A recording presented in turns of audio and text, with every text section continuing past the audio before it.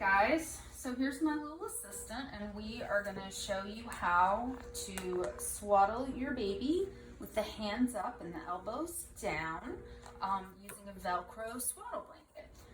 First of all, the startle reflex is something that babies are born with. If you've ever seen a baby asleep and they kind of look like they've had a falling dream and their arms fly out and they gasp, that is the startle reflex. They do later outgrow that, but it wakes them up prematurely and upsets them.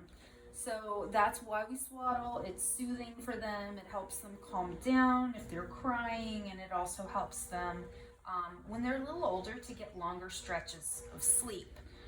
So the reason that we're using the Velcro swaddle blankets, and this one is by Summer, but there's all different brands, is because our lactation consultants want our babies to be able to get their hands to their mouths, because that's a common feeding cue, and we don't want to miss those, especially for younger babies. So the idea is that if we swaddle with the elbows down and the hands out, that you'll be able to see that feeding cue every time so that you can unwrap your baby and feed your baby.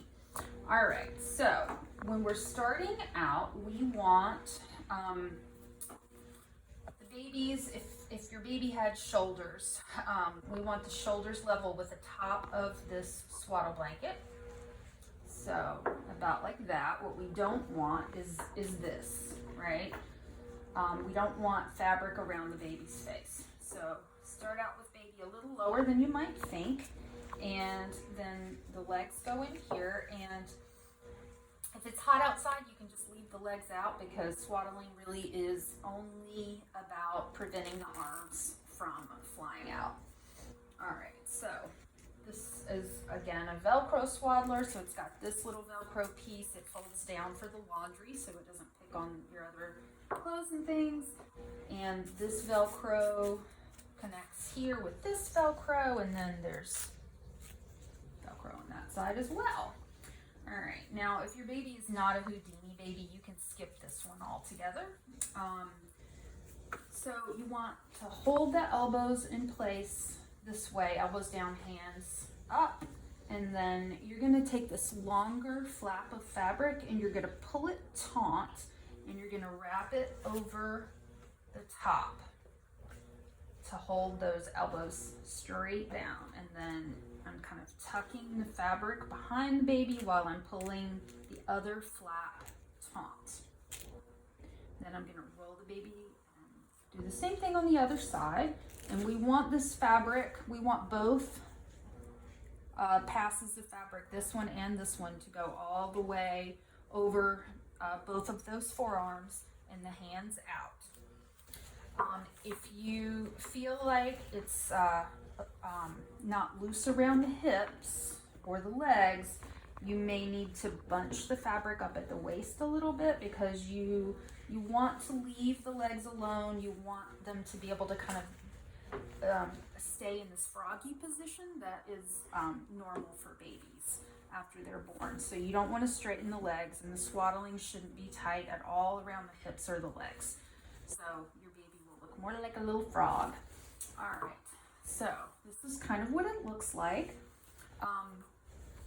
We often get questions about the hole in the back. Believe it or not, they put those holes there for the car seat, but what you would never want to do is put a swaddled baby in a car seat. So the way that that's supposed to work is you lay the swaddle blanket across the car seat without the baby in it, and you put the car seat strap that goes between the baby's legs through this hole and out the top.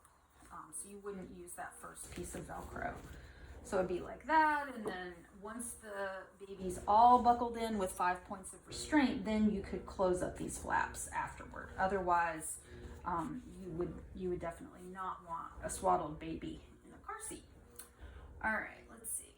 Make sure I'm not forgetting anything.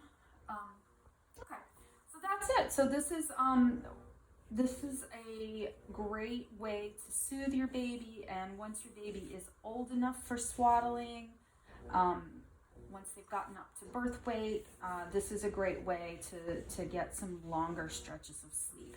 Now, other ways to prevent that startle reflex from upsetting your baby and to keep your baby calm in those early weeks is skin-to-skin contact, which you can do sitting or lying with your baby, or using a cloth baby carrier, and those things will also prevent the startle reflex without interfering with breastfeeding. So for swaddling, you really want to hold off until baby gets up to birth weight, and we'll talk about that more in class.